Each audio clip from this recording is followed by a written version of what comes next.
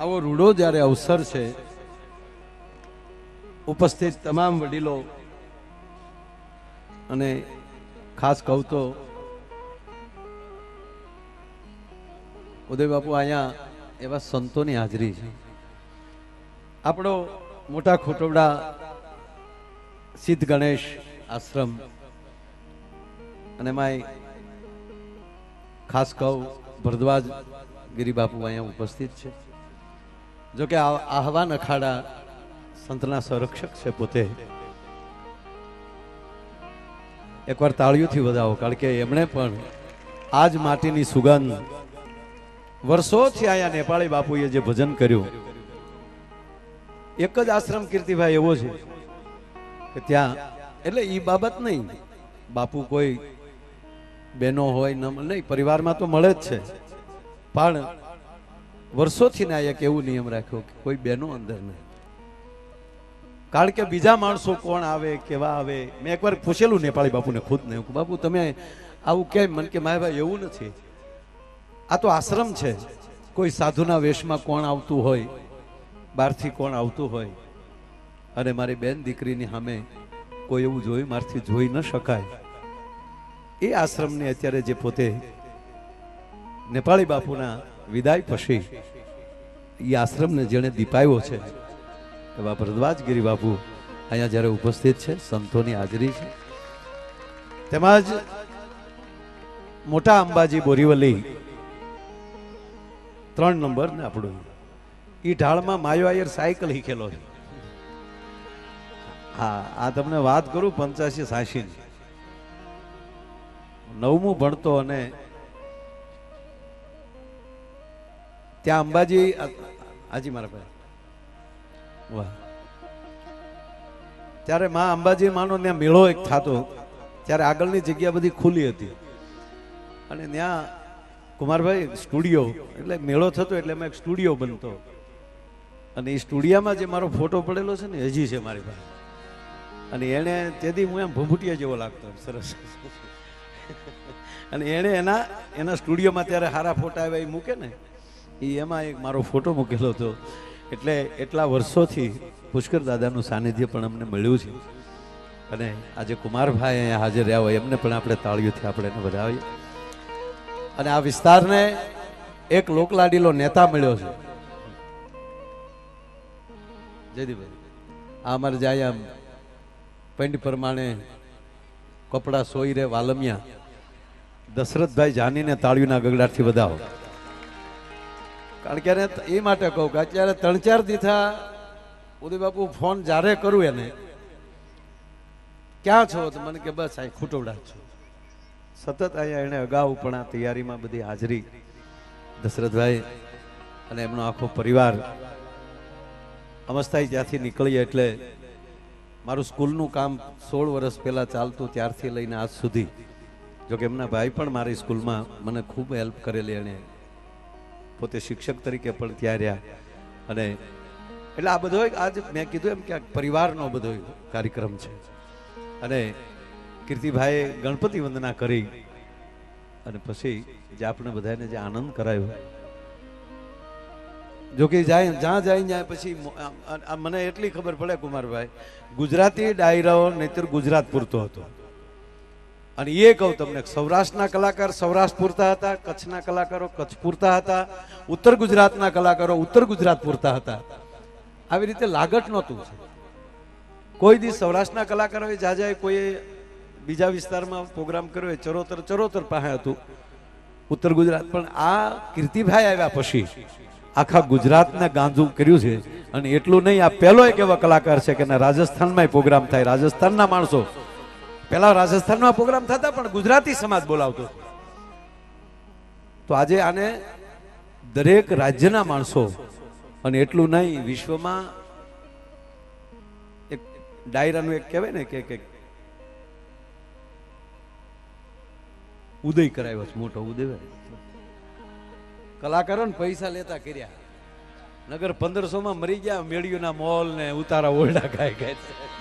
પણ આ માણસ જે કાર્યક્રમને જે ઉડાન આપી છે એના માટે એકવાર કીર્તિભાઈને તાળીઓના ગળાથી વધાવશે. એટલે આપણું ગૌરવ છે બધા સંતો, આ દેશના કલાકારો, આ દેશના કથાકારો, જે સંસ્કૃતિના વાહક છે બાબુ.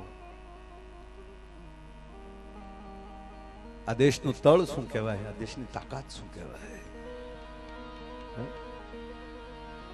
અને એમાંય આ દેશનો બ્રાહ્મણ, અખિલ બ્રહ્માંડનો માલિક ડોટુ દેવો સાહેબ કે ખબર પૂછીને વાલો દોડ્યા ગીરધારી રે, ખબર પૂછીને વાલો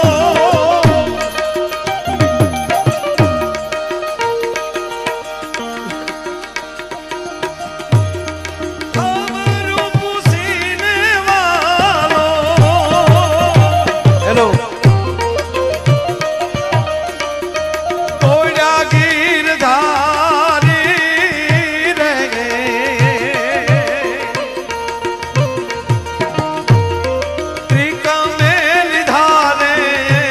દમ તેડી રે ઉડાયા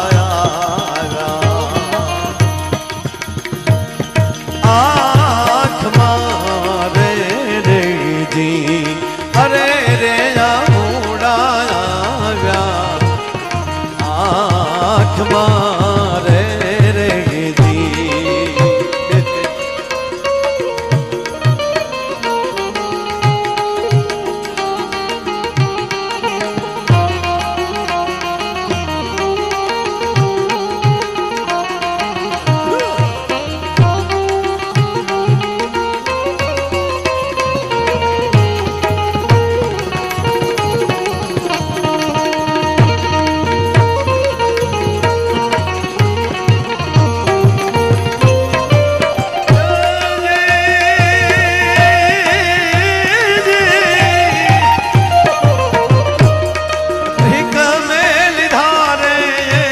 દમ તેડી રે ઉડાયા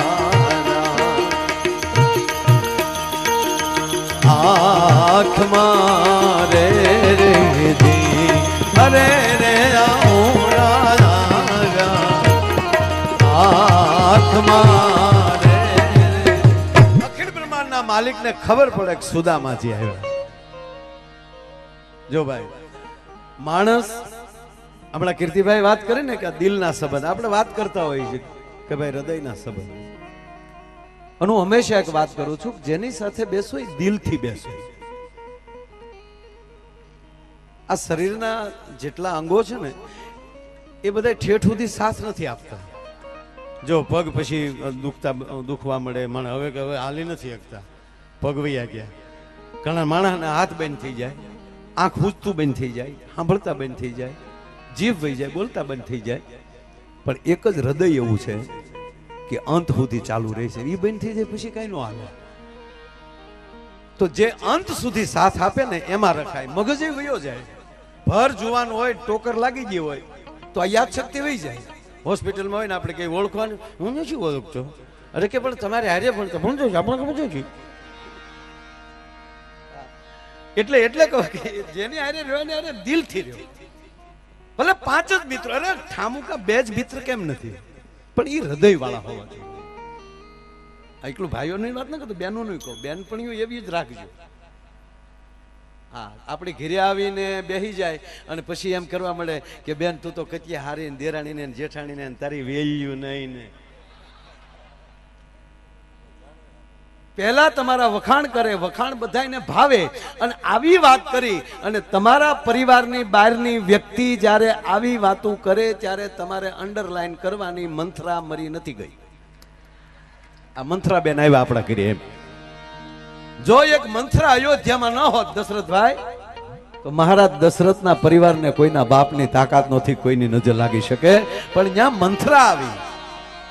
એવા જ આપણે ભાઈઓમાં મંથરા હોય. તમાકુ સોળતો સોળતો નોખો થઈ જાય, કાંઈ ન કરાય. બીજો ફલાણા બેન તો એ હમણાં રીહામણે છે, હોય જ હમણાં ખબર જ હતી. એટલે તમને ખબર જ સંબંધમાં તમે જતા તમારા બાપ. ફલાણા ભાઈના છોકરાનો સંબંધ ન થાત એ તો અમે ગોઠણે ગારો ખૂંદીને ગયા, પછી એનો સંબંધ થયો. પછી આપણે કે એ તમે ગોઠણે ગારો ખૂંદ્યો ને તકા એમાં એ ખૂચ્યો હવે ક્યારે કાઠો બારો લ્યો. એ તમે જો કઈ ગારો ન ખૂંદ્યો તો એ ખૂતાણો ન હોય. એટલે જેની આરે બેસો એને આરે હૃદયથી બેસો, દિલથી બેસો. કીર્તિભાઈ મોટો પ્રોફેસર માણસ, અને આ આપણે ઘણા એમ કહેતા ને ફલાણા ભાઈ એના પત્નીનું કીધું બહુ કરે, બીવું જો. એટલે હું કહું એ પ્રમાણે ઘણા વટ કરે ખોટા. હા, ખોટા વટ ન કરાય. બે પરિવારના બે માણસને એકાબીજીના સ્વભાવને અનુકૂળથી જીવી જવું, આનું નામ દાંપત્ય જીવન. હગા ભાઈઓના સ્વભાવ એક ન થતા હોય તો આ તો બીજેથી આવ્યા છે ને. ઘણા નથી બેઠા બેઠા વાત કરતા ફલાણા ભાઈને ઓળખો આપણે કે આ એ ફલાણા ભાઈ ખરા, પણ ફલાણા ભાઈ જેવા નહીં. ફલાણા ભાઈ જેવા ક્યાંથી હોય? બેનો વરણ નો કહો, બાપુ નો ખા.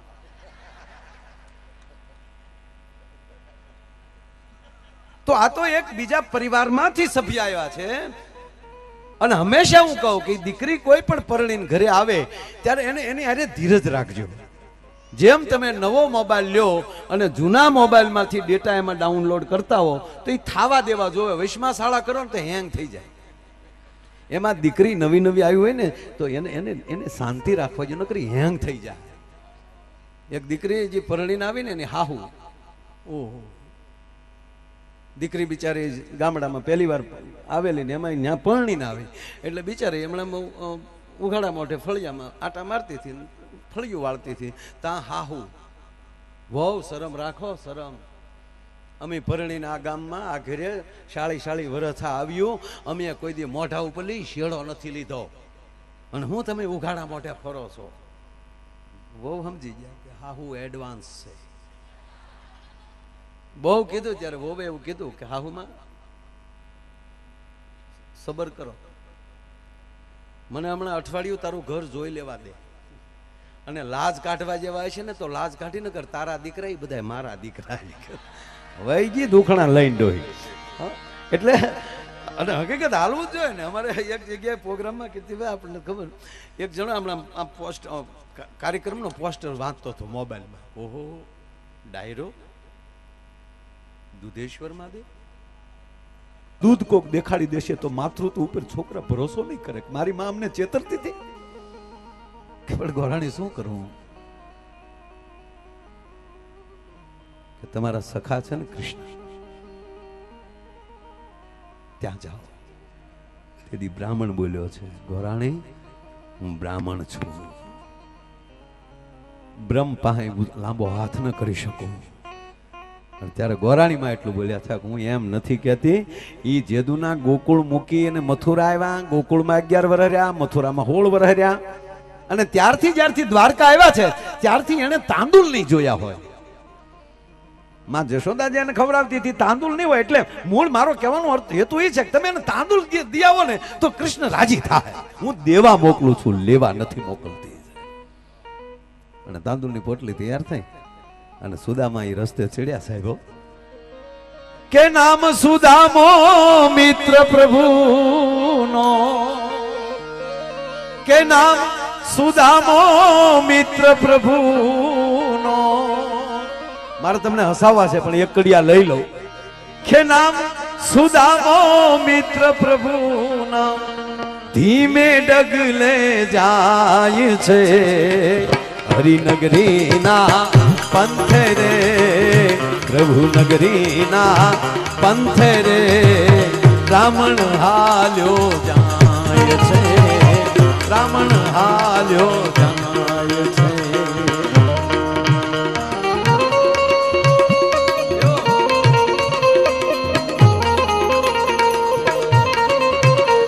જો આજે ઘટના કેવી છે, આ રાજદીપસિંહ જાડેજા એટલે એ પણ યદુવંશી છે. એને અત્યાર સુધી હાજરી આપી ને તાળીના ગળાથી વધાવો. અને હવે એને પણ જો પૂજ્ય દાદા વળાવા જાય છે. બોલો વાહ, તાળીઓથી વધાવો, શાબાશ.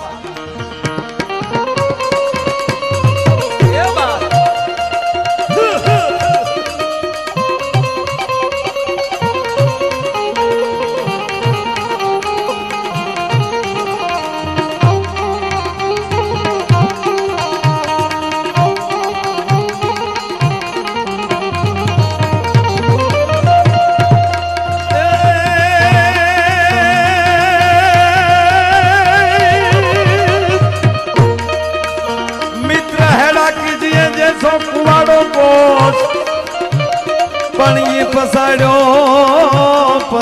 એ પાણી દે એ કોઈ દીદી લે ના ધરે રો એ વાત ખોટોડામાં આપણા ઘણા મિત્રો છે પણ એમાં હર ભોલે પાન હા અમારે ખરેખર થોડુંક મોડું થઈ ગયું નકર જ્યાં અમારે કીર્તિભાઈ ને પાન ખાવા જવાનું હતું એ તો અમે એને ક્યાંક લેતા આવજો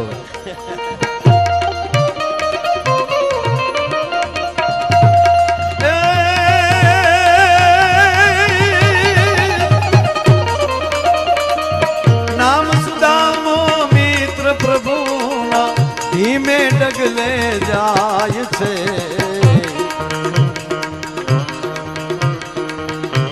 નગરી ના પંથે રે પ્રભુ નગરી ના પંથે રે બ્રાહ્મણ હાલ્યો જાય છે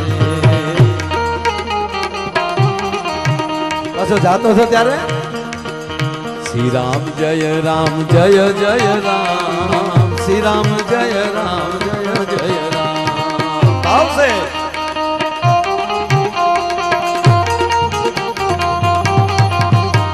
श्री राम जय राम जय जय राम श्री राम जय राम जय जय राम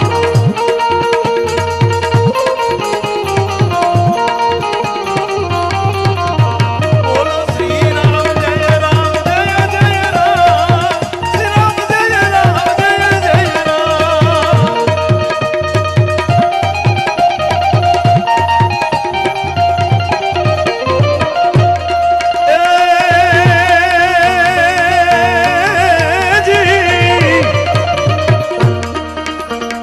બાપુ રસ્તામાં સુદામા હાલતા હાલતા એક વિહામો લીધો ઘેઘુર વડલો હતો દશરથભાઈ સુદામાને થયું ઘડીક અહીંયા કુંવરભાઈ ઘડીક અહીંયા સુદામાને શું કઈ વિરામ લઈ લઉં થોડોક થાક લાગેલો જો વચ્ચે એક વાત કહું આમ તો તમામ ભૂદેવો છો આપના ચરણોમાં અમારે મસ્તક જ લગાડો